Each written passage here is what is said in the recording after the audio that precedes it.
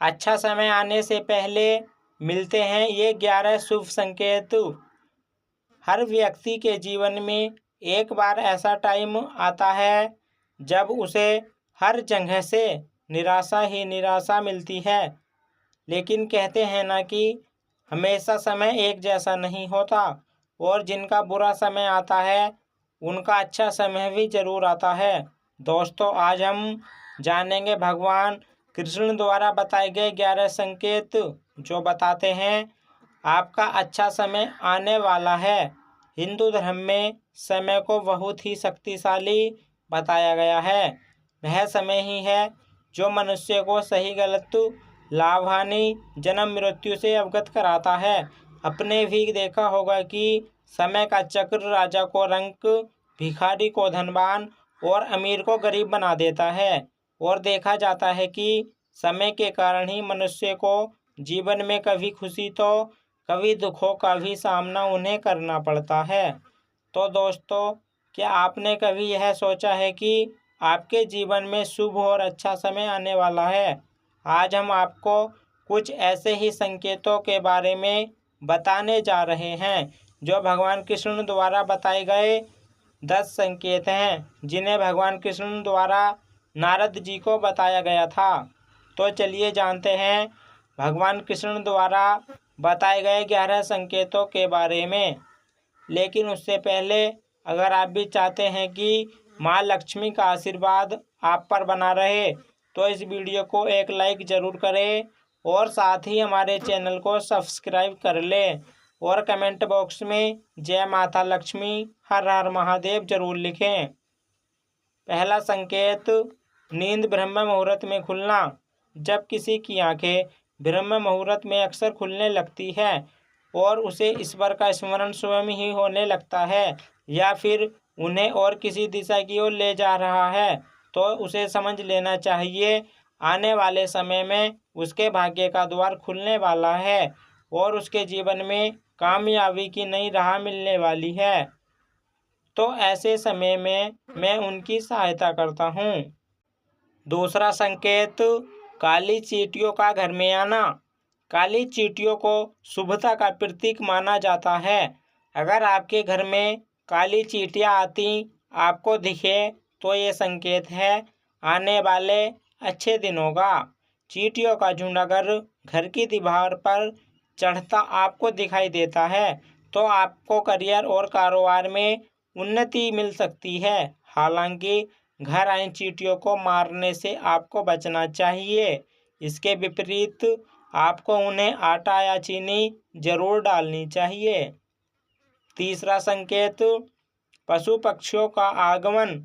जब किसी के द्वार पर गौ माता अर्थात गाय बार बार खाने को आए या बंदर उसके घर की वस्तुएं बार बार उठाकर ले जाने लगे या फिर उसके आंगन में बिल्ली बच्चे को जन्म दे या फिर पक्षी उसके घर में आकर अपना घोंसला बनाने लगे, तो मनुष्य को समझ जाना चाहिए कि आने वाला समय उस व्यक्ति को और भी ज़्यादा शक्तिशाली बनाने वाला है और वह अपने जीवन में नई नई ऊंचाइयों को छूने वाला है।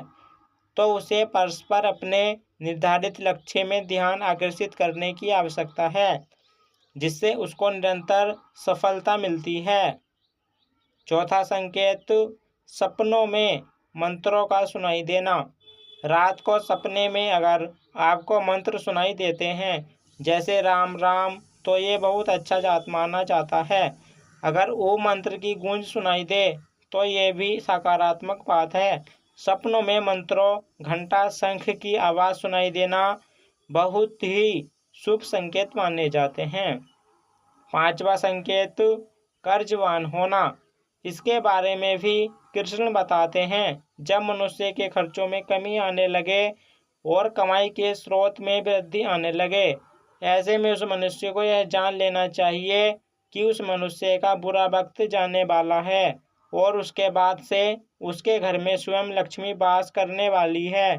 ऐसे में उस व्यक्ति की सारी परेशानियां जाने वाली है और उसके घर में धन ठहरने वाला है जो पहले नहीं ठहरता था।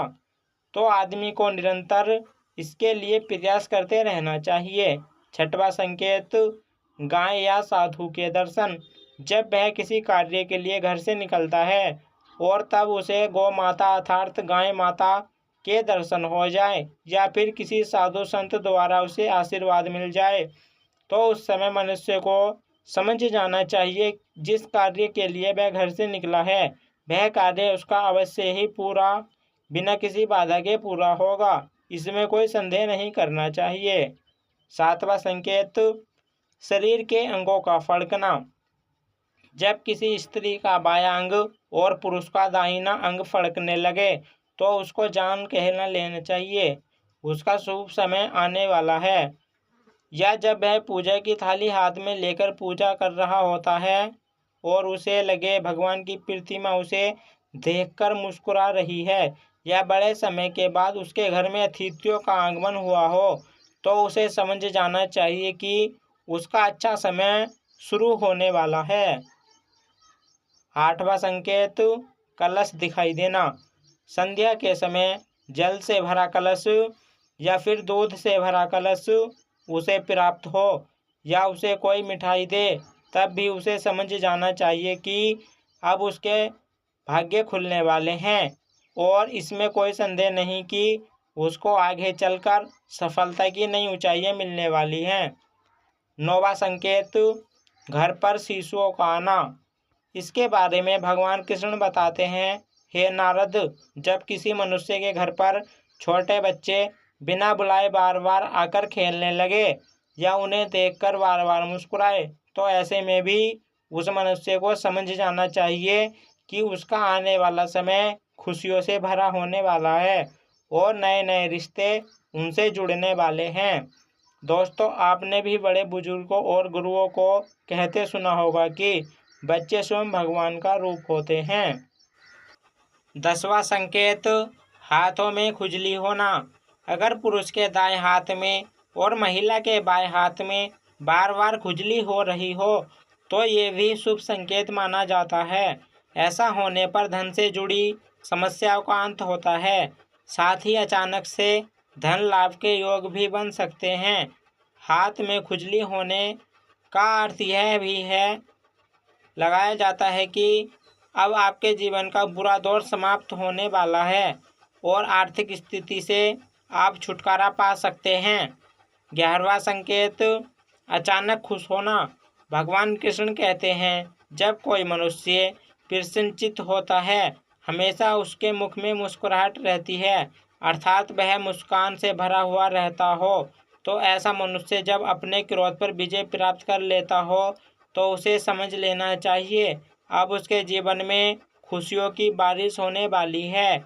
और जब मनुष्य प्रसन्नचित्त से और शांत मन से जब किसी चीज़ के बारे में सोचता है तो उसे उम्मीद से भी ज़्यादा अच्छा परिणाम मिलता है, क्योंकि आपने सुना होगा कि प्रसन्नचित्त मनुष्य के मन में ईश्वर का वास होता है तो आदमी को सफलता भी प्राप्त होती है। तो दोस्तों, यह ऊपर बताए गए 11 संकेत भगवान कृष्ण द्वारा बताए गए हैं, जिनका वर्णन हमारे हिंदू शास्त्रों में भी किया गया है। हमारे शास्त्र जो हमें जीने की नई राह प्रदान करते हैं और हमें जीने की आशा देते हैं। दोस्तों, आपको यह वीडियो कैसा लगा अपनी राय कमेंट बॉक्स में ज़रूर दें। दोस्तों, इस वीडियो का उद्देश्य सिर्फ आपको बेहतर से बेहतर जानकारी देना है। इस वीडियो में हम किसी भी तरह का कोई ठोस दावा नहीं करते। प्यारे दोस्तों, अगर वीडियो अच्छी लगी है तो लाइक ज़रूर करें। धन्यवाद।